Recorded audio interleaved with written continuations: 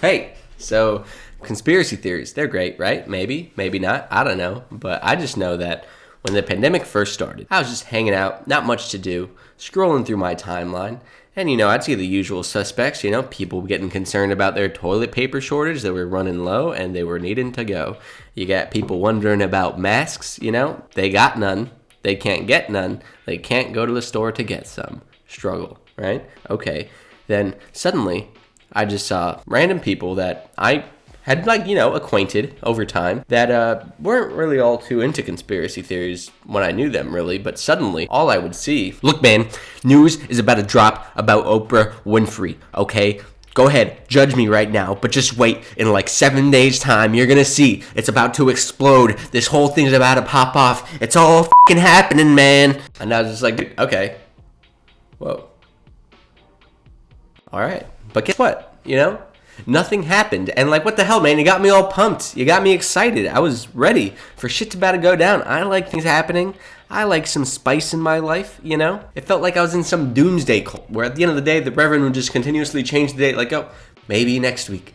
But it never happens. And some people find that kind of misinformation frustrating and get upset about it. But truthfully, I think it's kind of cute. Really. Wow, you have that much faith in something that you read online. I think that level of faith is admirable, truly. I could read just about anything. And I'm I don't know, man. I'm going to get another opinion. But some people can just read a string of run-on sentences by Pooper Scooper 69 on Reddit and be like, hey man, this guy knows his stuff. There's microscopic magnets inside a General Mills cereal. And one day Area 51 is going to turn on the people magnet and control us like one big hive mind, okay? And truthfully, to me, that level of faith is heartwarming. But I digress. I've gathered you here today to talk about your car's extended warranty. No, that's not. Sorry, wrong video. I've gathered you here today to talk about some conspiracy theories, right? Maybe rank them, see what happens. I see the kids do a tier list.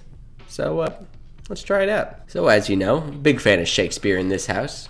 However, there is a lovely theory that Shakespeare didn't write any of those plays that I read in high school, right? And this theory has a couple of different branches, some being that he had a bunch of ghostwriters that would write for him, or that it was actually this collective that he was just the face of, There's many different actual theories on it, some maybe more weight than others, right? But the meat and potatoes of the biggest theory of this conspiracy is from around 1880, where some guy said this guy named Bacon, right, left cryptic messages within the works proving that it was him, right? So it's called the Baconian theory, right? But it's just a load of baloney. But it's a load of baloney because the reason that they're saying it can't be Shakespeare is because they're essentially saying he didn't know enough about the political structure and everything about the plays he was writing, right? Because he was too busy writing other plays is what they were kind of getting at, or maybe. But I just think that's silly. If your whole theory of why someone can't do something is just because there's no way he had time or was smart enough for that, it's well, that's just not a good theory. If your theory is just he was probably too dumb, all right, well, maybe he just wasn't, right? That's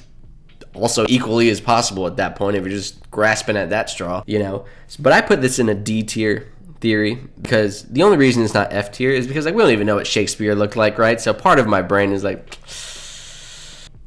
don't know, man, maybe. But if you're telling me there's a collective of writers, just one big writer, right, that was just letting Shakespeare suck all the milk out of that clout teat, right? Get out of here.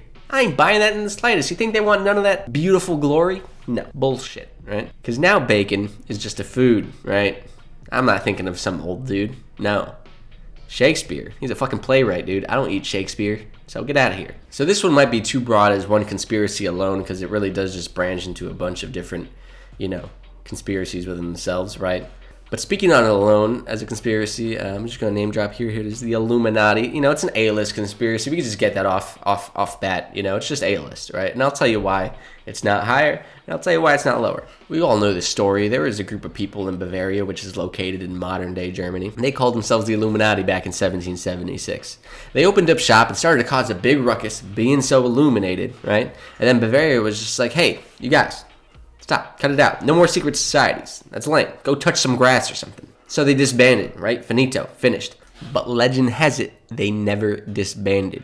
They just went ultra covert, right? Pulling all the strings, spraying chemtrails, hiring musicians, infiltrating Nickelodeon. It's okay. There's theories about Illuminati controlling everything, right? I get it. And part of me feels yeah, it's inevitable that there's going to be some sort of, highly elite rich class that controls society in like up to a point, right? Like I get it, like it's just what it is to a point, right?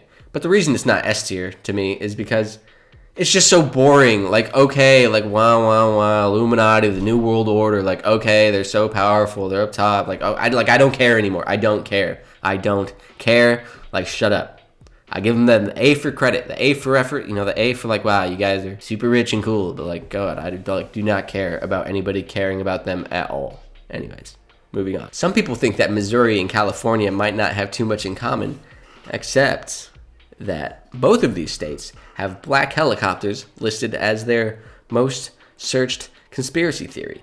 And this one was kind of strange to me until I started looking into it more, right? And I was like, oh, okay, I know about this theory. I just didn't know about specifically the black helicopters, which I actually have a bone to pick with, by the way, because so the theory of the black helicopters is that they always show up around when there's UFO sightings and stuff like that, and they're always in the area afterwards, right? They're also tied to like the Men in Black theory, which I did know about, where, after a UFO sighting or so on, there's supposed men in black, the people in suits, they're going to show up and just investigate the area a little bit. That theory goes down a rabbit hole where the men in black are actually possibly aliens, but I'm not even going down there. I'm just talking about the black helicopters right now, because my thing about the black helicopter theory is like, okay, when do UFO sightings happen most, right?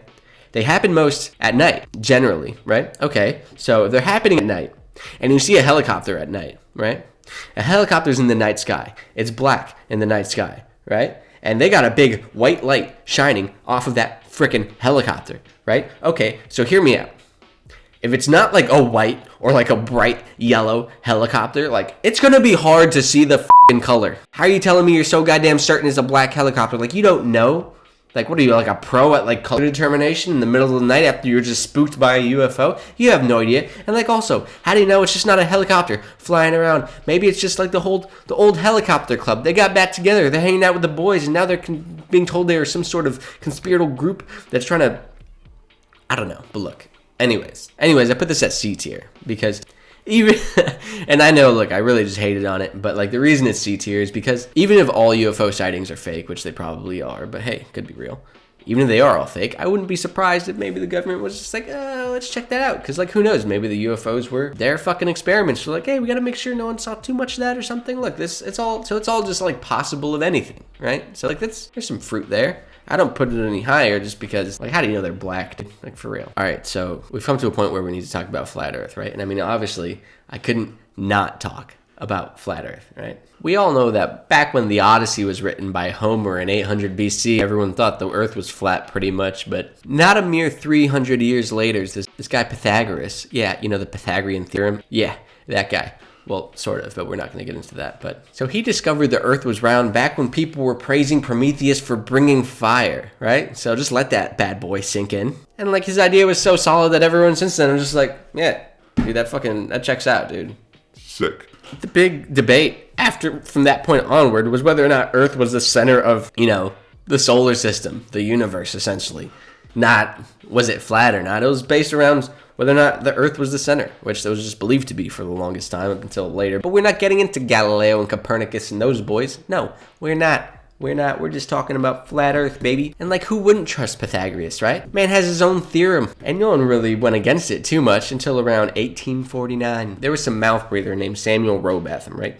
And he wrote a book pushing the flat Earth theory, and this book was called Zetetic Astronomy, right? And I think he knew that this was a poopy theory because he went by the pseudonym Parallax. And if that doesn't sound like a laxative, I don't know what does. I'm pretty sure actually Parallax, in an alternate dimension, he actually just created a laxative called Parallax. But in this dimension that we're in, he just created a shitty conspiracy theory. So there's that. And because like the reason why this is just straight up F tier, no questions asked, off rip, is because like conspiracy is generally about like the withholding of information, right? Whereas flat Earth is just about like ignoring math. And I'm not claiming to be some sort of mathematician, right? I'm not. But where I have a problem is if like society has like large pockets of people that are like, why do they teach algebra in high school, right? And then they just grow up to believe in flat Earth. It's like, well, maybe if you just pay attention a little more, okay?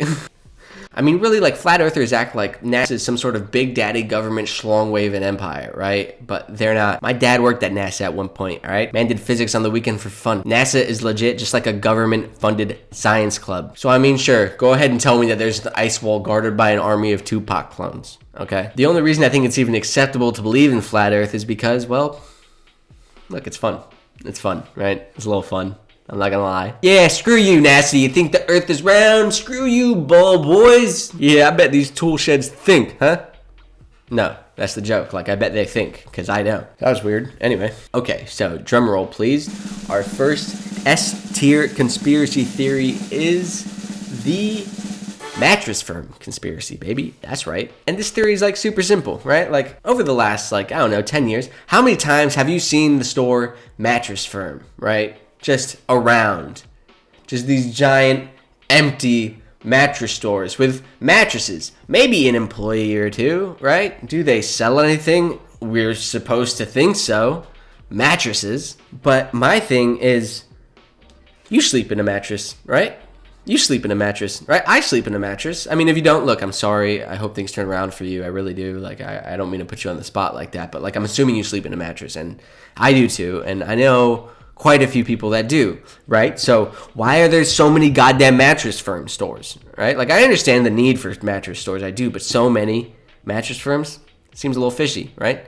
Because check this dynamic out, right? To put this in perspective, there's around 4,700 Walmarts in the United States of America, which is bigger, but not too far bigger than the 3,500 mattress firm stores in the United States of America, which just seems... that just doesn't add up. And I know that's probably like a totally irrelevant correlation. Like I'm sure some dude that does statistics for a living is like, that means nothing. You're an idiot. But, like, still, I mean, it means something to the point where in 2018, a mattress firm filed for bankruptcy because they were not turning a profit, apparently. Which, you know, would make sense. But honestly, that's about when the conspiracy started blowing up. So they just might have been trying to throw us off their tail. But I'm in this one, baby. Mattress Firm is a friggin' money laundering scheme. There's no way. There's no way. I've never even seen a person in that mattress firm, all right? Personally, I think that mattress firms are held for Illuminati meetings. And the reason that there's so many is so that we can never figure out which location that they're holding the meeting in. And if that's not a great theory, then I don't know. Like, talk to someone else, my guy. Anyway, we're moving onward and upward. Did I say upward? I just meant words, which is me. Because, hey, if you're here this far and you're watching, hit that subscribe button, baby. I appreciate it. Okay, moving on to another S-tier conspiracy, right? And, like, do I have to say it? Like, all right, so look, 9/11. All right, look, I'm sorry.